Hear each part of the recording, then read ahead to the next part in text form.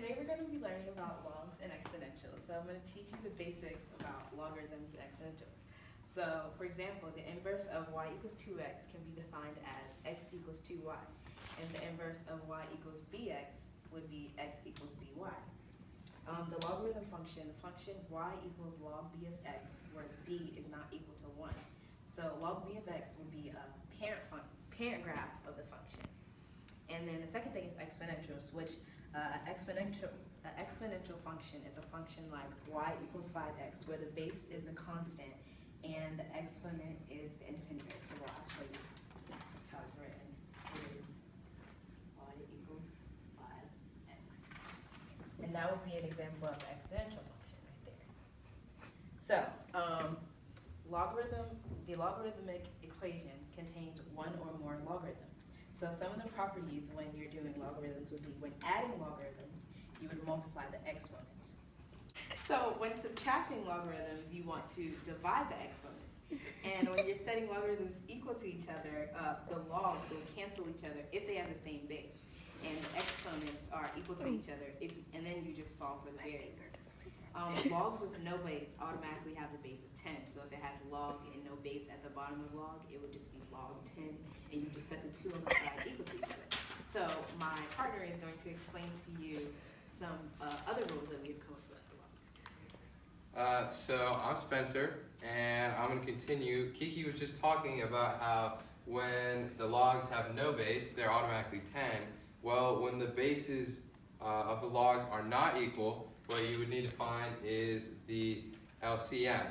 So you need to multiply the exponents by the same number to get the LCM, and then you set the exponents equal to 0, then you just use standard algebra and you solve it.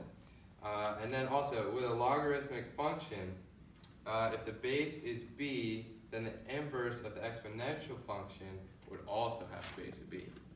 And so now ways to solve this and set them equal to 0, you can use the Sworkel method, which Jade is now going to teach you. This is an example problem for subtracting logs. You have log base of 8, and then 7x plus 5 minus log base of 8, x minus 10 equals log base of 8, x plus 2.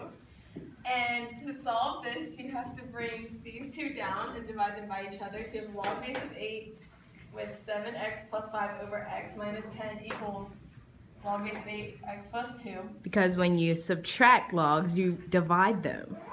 Exactly what I just said.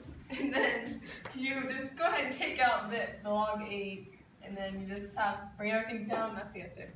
Okay, so right here is another example problem.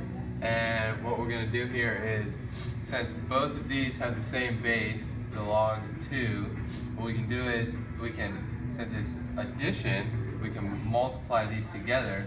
So what that would give you is x plus 2,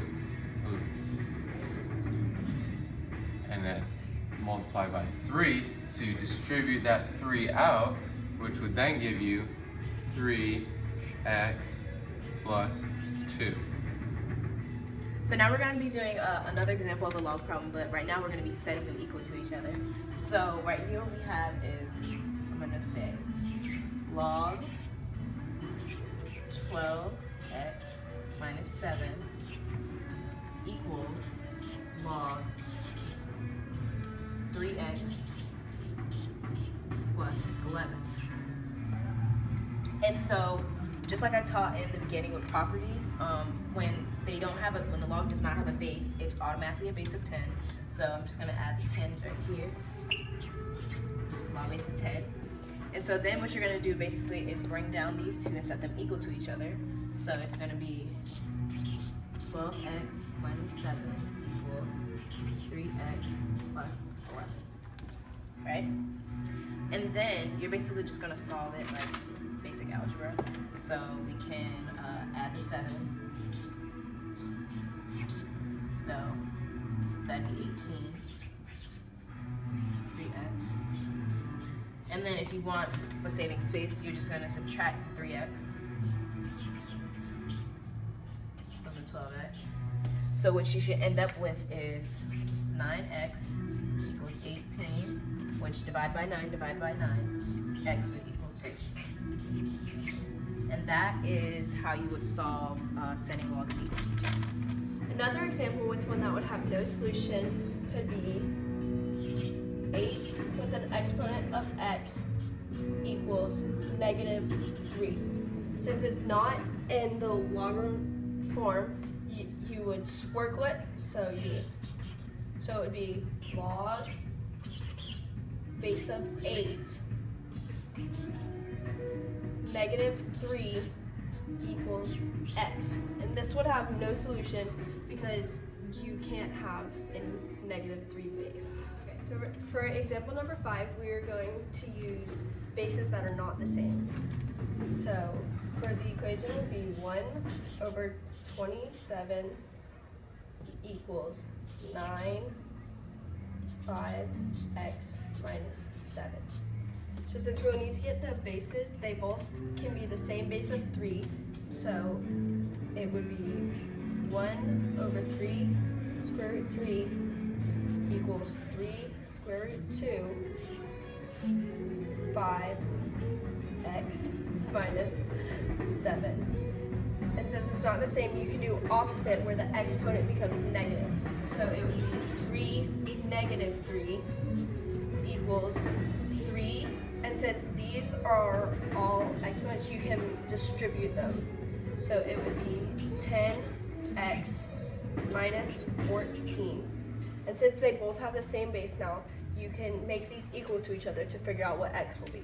So -3 equals 10x minus 14. You can add 14 to both sides. And you get 11 equals 10x. Then you will need to divide 10 so that you can get x by itself. So divide by 10. And your x will equal 11/10. Okay, I'm gonna end this off with a little rap here. We're talking about logs and exponentials. If you do it right, you got a high potential. All you gotta do is follow the properties. So come on and let me hear you sing it with me. When you add logs, you gotta multiply. When you subtract them, don't forget to divide. Setting them equal to, you gotta bring them down. Make sure you keep the base, don't switch it around.